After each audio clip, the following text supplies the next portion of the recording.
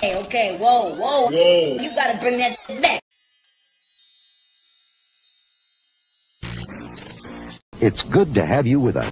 What's up, everybody? I'm back with another video on some mess, some tea, some drama. And if you're a new subscriber, a new viewer, or you just don't know, I do have a whole series on this topic already. I will be referencing a few things from the videos in that series, so make sure you go back and catch up on all that after you're done with this. So I haven't spoke much more about the situation with Azriel and Joycelyn because I'm pretty much over this story, to be honest. It just goes around and around in circles. But of course, we're on quarantine and there's not much to talk about, so here we are. So since everything has cooled down on this topic, Joycelyn still hasn't been heard from, but Azriel is very active on social media, which we all knew that was going to happen. She's been dropping freestyles and going live on Instagram and finally started releasing content on her YouTube channel. And last night she uploaded an intro to a series she's going to be doing about everything that has happened to her in the past 5 years while dealing with her now ex-boyfriend. Now, she really didn't say much besides what's going to happen and how she's going to expose whatever there is to expose. Any questions, any allegations, anything that you guys can think of, please comment and I will answer it. From myself to everyone that I have been around, I will answer any question that I can. But another commentator slash blogger, YouTuber named Nick at Night highlighted the fact that Azriel name dropped Tasha K when speaking about lying YouTubers. Comment and ask me whatever it is that you guys want, and nothing is off limits. And as I tell this story, your questions will be answered in the midst of it. Me personally, I just would like to clear up a lot of stuff. There is a lot of lies out there. There is a lot of people like Tasha K and bloggers that are just, they have a portion of the truth and now they're just plugging in anything to fill in the holes and the gaps.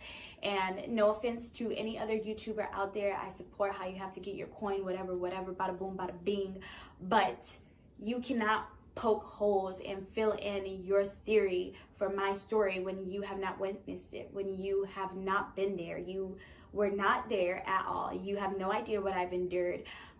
So you can't play detective if you're not a fucking detective, point blank period. You're not a detective and you don't know my life better than me. So I'm so tired of people just assuming and taking one part of the truth and making it into something completely different. Which to me, that stood out as well because Azriel's father, Angelo, loved to speak highly of Tasha K, and no other blogger, YouTuber, commentator had any right to speak on his daughter. If it wasn't Tasha K, you was just a hater. Make no mistake to all the bloggers, right? And to everybody, even some of our team true. Me and Tasha K has a very unique kind of big brother, little sister relationship. You know, she speak blunt with me, I speak blunt with her. Actually, Tasha K and Angelo either have or did have at one point each other's phone numbers. Angelo has given Tasha K information before, which she reported on her channel. Now, of course, just because Angelo has or had a relationship with Tasha doesn't mean that Azriel did, because what she said is not much more different than what a lot of people in these YouTube streets are already saying about Tasha K. Even the YouTuber I just mentioned earlier, Neek, said that Tasha K fabricates things or fills in empty holes with her own theories to make a story. And Armand, another YouTube blogger type radio personality who was cool with Tasha at one point, said that if it's a slow news week, Tasha will make up stuff to talk about or she'll exaggerate to make it more juicy. I didn't have the time to dig up where he said this verbatim, but here's a couple of times where he alluded to it. But that is typical Tasha K. If you really watch her, she lets you know, like, I got some exclusive, I got this receipt, she was promoting it. She gets there and they don't have anything. So it's not like what Azriel is saying is far-fetched, but I'm just wondering what happened to the relationship between the Clarys and Tasha K. Like, how did we go from Angelo speaking so highly of Tasha and working with her to report on his daughter to now Azriel saying that Tasha tells lies? And another thing I wanted to speak on is how Azriel keeps mentioning Joycelyn, even months after everything has been said and done.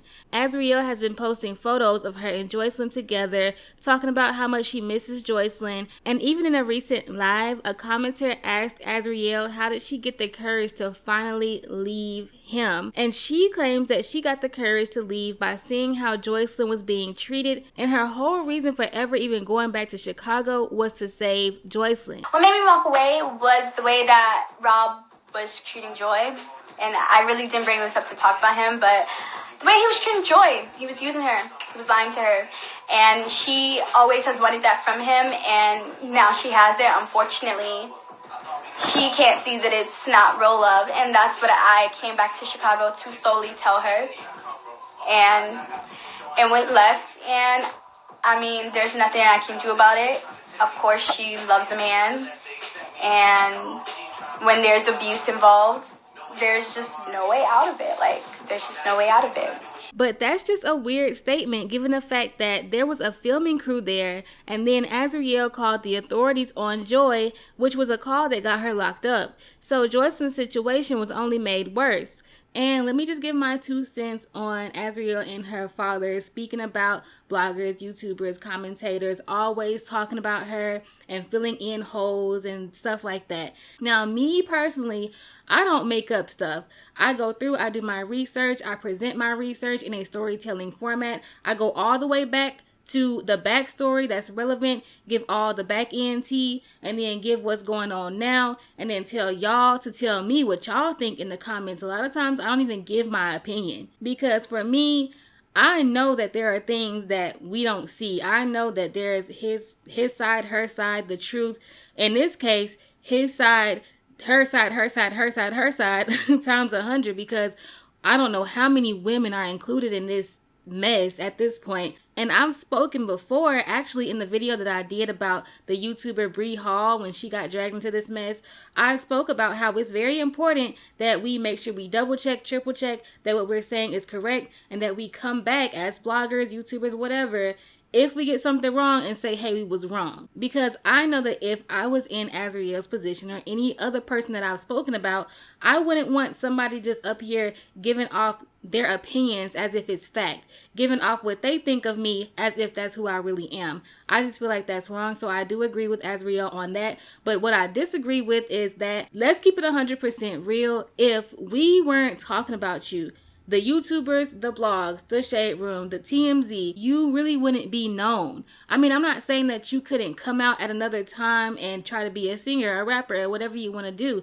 Like, definitely try to reach your goals. If you want to be famous, if you want to be well known, if you want to get yourself out there. I'm not saying that there were other ways that you couldn't do that, Azriel. But as far as how it happened, how it actually happened, you got known off of being his girlfriend because it was a big deal on social media, because bloggers, YouTubers, and the like were talking about it. So it's like, if you want us to stop talking about you, you're probably going to get less traffic, because even though Azriel can sing, that's not what she's known for. And in general, a lot of these people who are famous now and are dubbed as celebrities, we wouldn't know who they are if it wasn't for either Instagram or bloggers. So I know we don't really know everything that has happened because we weren't there, of course. But Azriel has to understand that this all just looks bad. From the live stream altercation to the documentaries, down to admitting that her man made her eat poop. But yes, I will tune into her YouTube channel to see what all she has to say,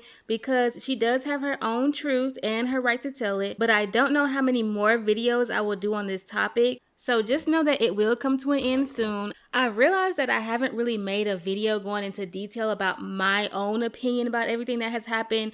So when you guys see that video go up, just know that that will be my last video and I will really be done. In the meantime, make sure y'all catch up on the Aftermath series that I did. It's everything that's happened between Joycelyn and Azriel since the whole Patreon incident. It's best to start from the top, from the very first video, but don't leave this video without telling me what y'all think down in the comments.